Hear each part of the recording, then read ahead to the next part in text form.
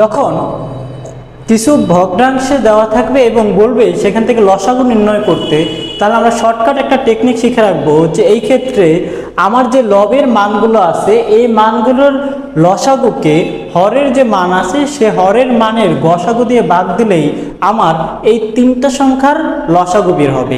কীরকম? এখানে আমার যে হরের যে ভ্যালুগুলো আছে সেগুলো হচ্ছে 4, 3, 2। আমি যদি এদের লসাগু বের করি তাহলে 2 দ্বারা ভাগ করলে আমি পাবো 2, 3, 1। এখানে 2 গুণ 2, 3 ইন্টু 1 আমি যদি গুণ করি তাহলে আমরা কত পাবো? 12।